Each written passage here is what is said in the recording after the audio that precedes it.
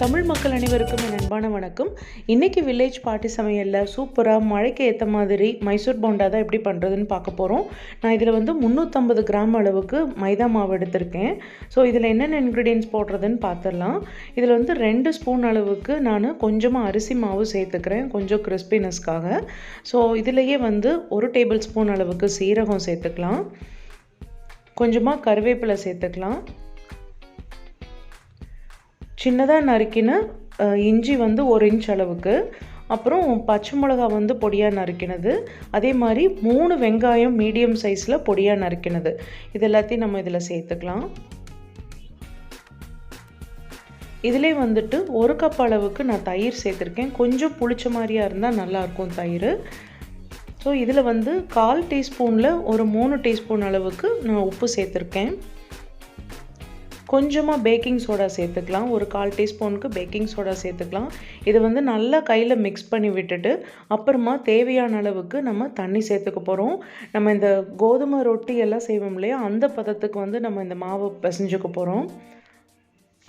ரொம்ப நல்லாயிருக்கும். நம்ம இந்த ஓலை குடிசையெல்லாம் போட்டு ரோட்டோர கடையில் மிளகா சட்னி வச்சு இந்த மைசூர் போண்டா கொடுப்பாங்க இல்லையா, அந்த மாதிரி டேஸ்ட்டில் ரொம்ப ரொம்ப நல்லா இருந்துச்சு. நீங்களும் ட்ரை பண்ணி பாருங்கள் பிடிச்சிருந்தா. ஸோ இந்த பதத்துக்கு வந்து மாவு வந்து நம்ம நல்லா கலந்து எடுத்தாச்சு. முக்கியமான விஷயம் என்னென்னா, ஒரு 5 நிமிஷத்துக்காவது இதை நல்லா கையில் வந்து பீட் பண்ணணும். அப்போ தான் வந்து அந்த மாவு வந்து நல்லா ஃப்ளஃபி ஆகும் நம்ம போண்டா போடும்போது. ஸோ இந்த பீட் பண்ணுறது ரொம்ப ரொம்ப முக்கியம். இது நல்லா பிசைஞ்சு பீட் பண்ணி எடுத்து வச்சுக்கலாம். ஸோ இதை வந்து நம்ம ஒரு 2 மணி நேரம், மினிமம் 2 மணி நேரத்துக்கு இந்த மாவு வந்து அப்படியே வச்சிட போகிறோம். அப்போ தான் வந்து அந்த மைதா மாவில் நல்லா ஊறி நம்மளுக்கு ரொம்ப சாஃப்டான போண்டாவாக கிடைக்கும். இமிடியேட்டாக போட்டிங்க அப்படின்னா கொஞ்சம் ரஃப்பாக இருக்கும். அதனால மினிமம் ஒரு 2 ஹவர்ஸ் வந்து நம்ம இதை அப்படியே வச்சிடலாம். இப்போ 2 மணி நேரத்துக்கு அப்புறம் நல்லா மாவு வந்து நல்லா பொங்கி வந்துருச்சு. இது கொஞ்சமாக நம்ம கையில் தண்ணி தொட்டுட்டு, நான் இது வந்து பெருசாக போடலை, குழந்தைங்களுக்கு கொடுக்கறதுனால கொஞ்சம் சின்ன சின்னதாக தான் போடுறேன், கிள்ளி போடுற மாதிரி. நம்ம இப்போ கடையிலலாம் கொடுக்கும்போது பார்த்திங்கன்னா நல்லா பெருசாக இருக்கும், உருண்டையாக நல்லா பெருசாக இருக்கும். ஸோ நான் வந்து இந்த மாதிரி கிள்ளி போடுற மாதிரி தான் போடுறேன் பசங்களுக்காகன்னு சொல்லிட்டு. இது நல்லா 2 சைடும் வெந்ததுக்கப்புறமா நம்ம எடுத்துட வேண்டியது தான்.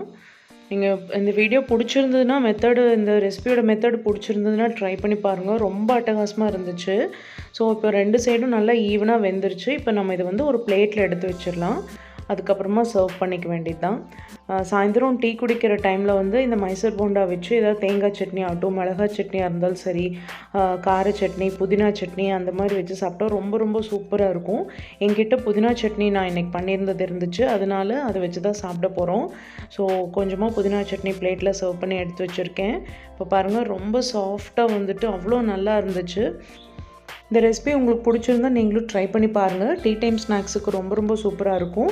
இதே மாதிரி வீடியோஸ் உங்களுக்கு பார்க்கணும் அப்படின்னா என்னோடய சேனலுக்கு மறக்காமல் சப்ஸ்கிரைப் பண்ணிடுங்க. பக்கத்தில் இருக்க பெல் ஐக்கானையும் ப்ரெஸ் பண்ணிடுங்க. அப்போ தான் நான் போடுற எல்லா வீடியோஸுமே உங்களுக்கு நோட்டிஃபிகேஷனாக வரும். இதே மாதிரி ஒரு நல்ல சமையலோட அடுத்த வீடியோவில் சந்திக்கிறேன். அது வரைக்கும் நன்றி, வணக்கம். பாய் ஃப்ரெண்ட்ஸ், தேங்க்ஸ் ஃபார் வாட்சிங்.